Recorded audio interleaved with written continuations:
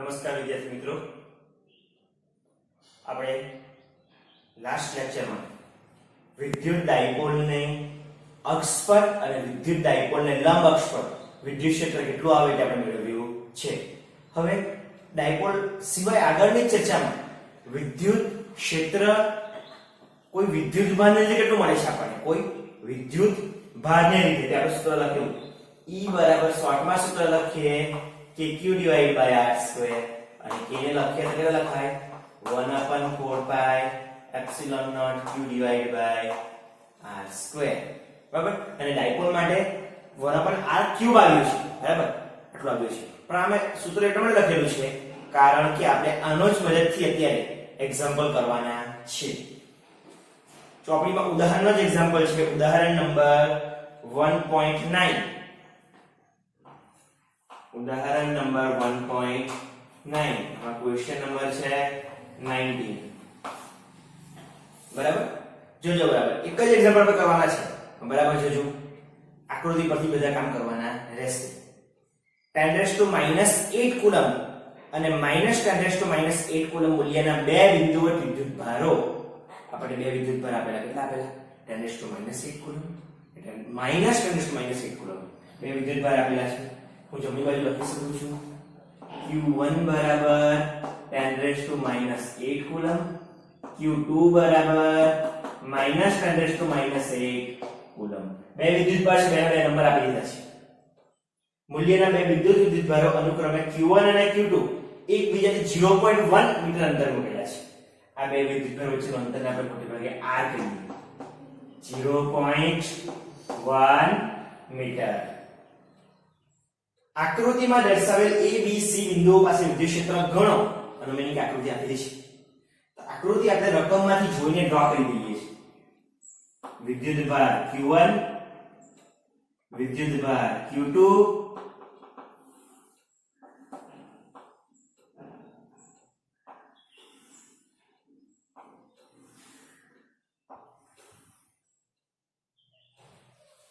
એટલે આપેલો છે A,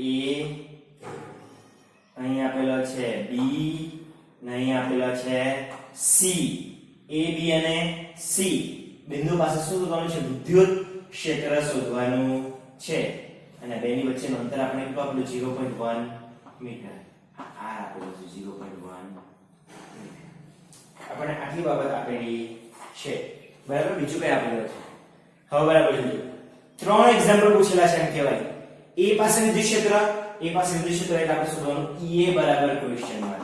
B પાસે વિદ્યુત ક્ષેત્ર એટલે EB બરાબર ક્વેશ્ચન માર્ક. C પાસે વિદ્યુત ક્ષેત્ર એટલે EC બરાબર ક્વેશ્ચન માર્ક. સૌથી પહેલા આપણે A પાસે વિચાર કરીએ, બીજી કોઈ વાત નહીં કરીએ. બરાબર, દોરવામાં કાંઈ આમ તેમ થયું પણ સમજો આ બધું મધ્યમાં છે. મધ્યમાં એટલે r એટલે r લખાય કે r/2. r/2 ની કિંમત લખી શકે કેટલી મજો આ 0.05. 0.1 નો અડધો થાય કે ના? આવી લખાય 0.05. અને રકમમાં આ અંતર પણ આપેલું જ છે કદાચ 0.05. આ રકમમાં જ આપેલું છે આપણે. બરાબર, માટે હું રકમમાંથી જોઈને લખું છું. ચલો, એને પ્રશ્ન પૂછવામાં આવે તારી પાસે મારે વિદ્યુત ક્ષેત્ર લખવું છે. વિદ્યુત ભાર કેટલા છે? 2. બેના વિદ્યુત ક્ષેત્રનો સરવાળો કરવાનો. પહેલા Q1 ને પૂછું. Q1 કેવો છે? પોતે પોઝિટિવ. પોઝિટિવ વચ્ચે અપાકર્ષણ લાગે એટલે એ Q1 શું કરશે? એ પર અપાકર્ષણ બળ લગાડે. અપાકર્ષણની દિશામાં વિદ્યુત ક્ષેત્ર એટલે આ દિશામાં લખાય E1A. શું લખાય? E1A. આને લીધે વિદ્યુત ક્ષેત્ર E1 પણ એ પાસે એટલે E1A. ચલો Q2 કેવો છે? નેગેટિવ. આ કેવો છે? પોઝિટિવ. નેગેટિવ પોઝિટિવ વચ્ચે કેવું લાગે? આકર્ષણ બળ લાગે. આ પોતાની તરફ ખેંચવાનું છે માટે વિદ્યુત ક્ષેત્ર કેટલું આવવાનું? E2A. બંને દિશા કઈ સેમ આવી ગઈ. બરાબર, માટે લખી શકાય A પાસે પરિણામી વિદ્યુત ક્ષેત્ર EA બરાબર E1A પ્લસ E2A. સમજણ ટ્રાય કરજો. તમને એક જ દિશામાં કેમ? આ અપાકર્ષણ લગાડે એટલે આ દિશામાં આ આકર્ષણ આ દિશામાં બંને સેમ એટલે બેનો સરવાળો. ચલો, E સૂત્ર લો kq divided by r². દિશા બતાવી દીધી તો પ્લસ માઈનસ લખવાનું નથી. મેં આમાં k જ કેમ લખું છું? કારણ કે કિંમત જ મૂકવાની છે તો સિમ્પલ કરી શકાય. આપણે છેદમાં 1/4 એપ્સિલોન નોટ લખી આપીએ છીએ બધે. k q કેટલા? આપણે લખીએ 10⁻⁻8 ડિવાઇડ બાય r². r કેટલા? આટલું અંતર 0.05 સ્ક્વેર પ્લસ k ફરી 10⁻⁸ ડિવાઇડ બાય 0.05 સ્ક્વેર. બંને સેમ જ છે એટલે 2 ટાઈમ્સ થાય. 1 + 1 2 થાય. k ની કિંમત કેટલી? 9 × 10⁻⁹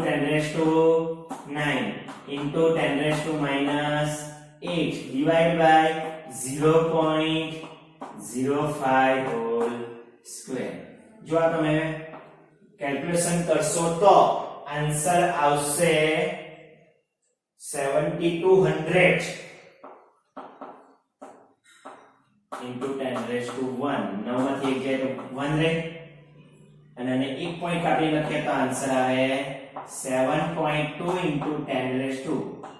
કઈ બાજુ આપ્યો પોઈન્ટ? ડાબી કે જમણી? આપણે ડાબી બાજુ પોઝિટિવ 3 ના 1 એટલે 4 ન્યૂટન પર કુલમ. એ પાસે આપણે વિદ્યુત ક્ષેત્ર આટલું મળી જાય છે. બરાબર જો કેવી રીતે કરીએ છીએ તો બરાબર સરવાળો કરીને આપણે એ પાસે વિદ્યુત ક્ષેત્ર કર્યું છે. આ જ રીતે જો તમે વિચાર કરો તો બીજો પ્રશ્ન ક્યાં પૂછેલો છે? B પાસે વિદ્યુત ક્ષેત્ર કેટલું થાય એવો પ્રશ્ન પૂછેલો છે. ચલો B પાસે વિદ્યુત ક્ષેત્ર આપણને પ્રશ્ન પૂછેલો છે તો હું બોર્ડ પર લખું B પાસે વિદ્યુત ક્ષેત્ર.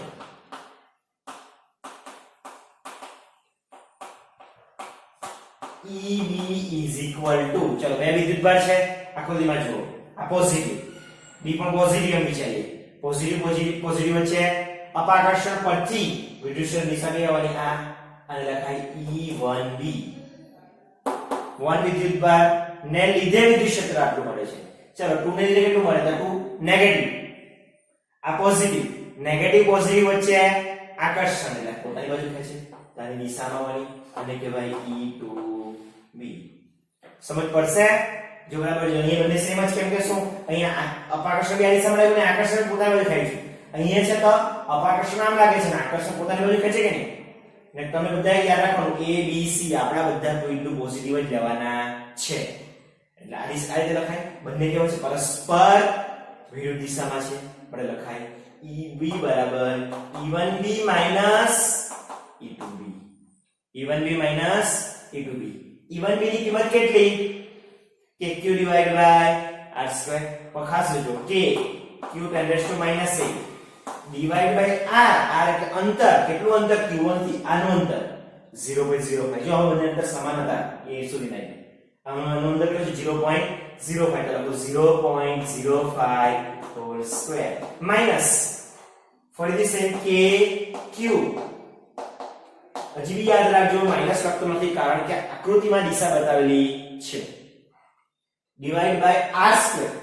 q2 થી આટલું અંતર કેટલું? આટલેથી આટલું અંતર 0.5 આની કિંમત 0.1 છે ને બીજું 0.05 એટલે આન્સર થાય 0.15. આન્સર શું થાય? 0.15. આ ખાસ જો અંતર કેટલું છે તે ખાસ ધ્યાન પર રાખવાનું. ચલો કે કોમન 9 × 10⁻⁸ કોમન કાઉન્સમાં રહેવાના કેટલા? 1/0.05 whole square minus 1/0.15 whole square. 9 × 10⁻1 કાઉન્સમાં 1 બાય તમે કેલ્ક્યુલેટરમાં કરો 0.05 બાય ફરીથી 0.05 કરો કેલ્ક્યુલેટરમાં 1 બાય 0.05 પાછું બાય 0.05 આન્સર આવે છે કેટલા? 400. અને આ બાજુ કરશો તો 44.44 તો આન્સર આવે છે. આ બેની બાદબાકી કરીએ અને 9 વડે ગુણી કરીએ તો આન્સર આવે છે 3200.04 into 10⁻1.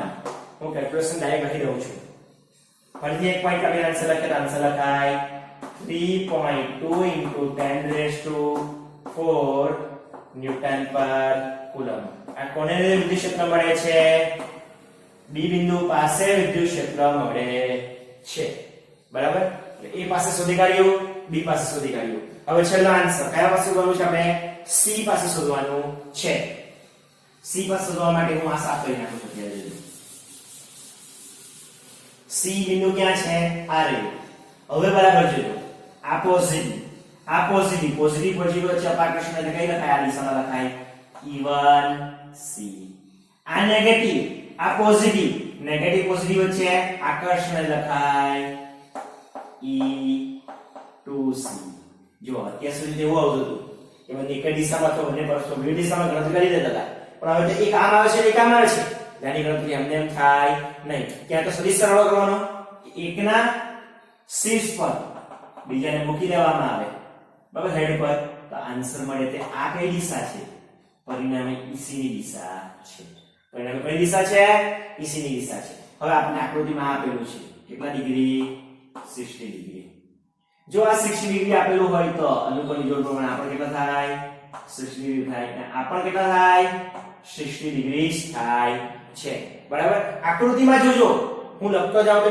બધું ગૂંચવાડો બધા દેખાતો હશે એટલે ખાસ ધ્યાન રાખજો આ 60 આ પણ 60 આ પણ 60 આ E1C આ 60 ડિગ્રી ખૂણો બનાવે નાનું કહેવાય ખબર E1C cos 60 અને એને લંબ આ બાજુ બતાવો હોય તો શું બતાય E1C sin 60 એવી રીતે આ E2C આ 60 બનાવે આને શું કહેવાય E2C cos 60 અને આને લંબ એટલે આ દિશામાં શું કહેવાય E2C sin 60 E1C ને E2C ની કિંમત સમાન આવે અને sin બને એકબીજાની વિરુદ્ધ દિશામાં અત્યારે જ તમને ખબર હોય ડાયપોલ વાળી થિયરી આપણે કરી ગયા આ બંને એકબીજાને નાબૂદ કરે ખાલી રહી ગયા એ દિશામાં કયો જવાબ આવ્યો E1C cos 60 E2C sin 60 માટે લખાઈશું આકૃતિ પરથી મેં વાક્યમાં લખી દઉં આકૃતિ પરથી C પાસે પરિણામી વિદ્યુત ક્ષેત્ર EC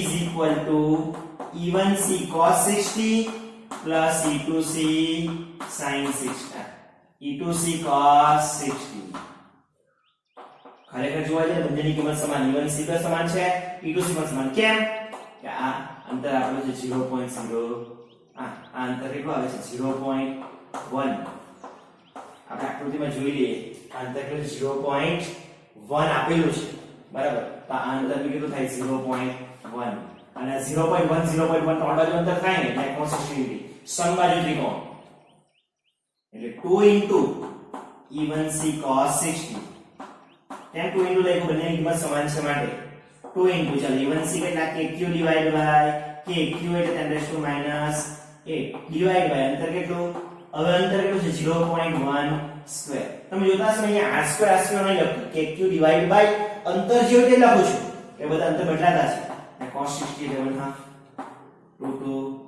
cancel 9 into 10 raised to 9 10 raised to minus 8 divide by 0.1 over is equal to કેટલા થાય 10 raised to minus 1 square minus 2 પર જાય તો plus 2 એટલે આન્સર મળે કેટલા 9 into 10 raised to 3 ન્યૂટન પર કુલમ આન્સર આપણને કોનો મળે છે EC નો મળે છે EC is equal આપણે કેટલા મળે 9 into 10 raised to 3 ન્યૂટન પર કુલમ અને આ ખાલી કઈ દિશામાં જો પહેલા એ કઈ દિશામાં છે Q2 તરફની દિશામાં આ કઈ દિશામાં છે B પાસે કઈ દિશામાં હવે ધ્યાન આપજો B પાસે જો તો જો આ નજીક છે છેદમાં r2 ઓછો r2 વધારે એટલે કઈ દિશામાં Q1 થી દૂર તરફ દિશામાં એટલે આ કઈ દિશા કહેવાય જમણી તરફ આ ડાબી તરફ અને આ કઈ દિશામાં કહેવાય જમણી તરફ દિશા લખી દેવાની A પાસે જમણી તરફ B પાસે ડાબી તરફ અને C પાસે કઈ તરફ જમણી તરફની દિશામાં મળે છે આ રીતે આ ક્વેશ્ચન કરી શકાય છે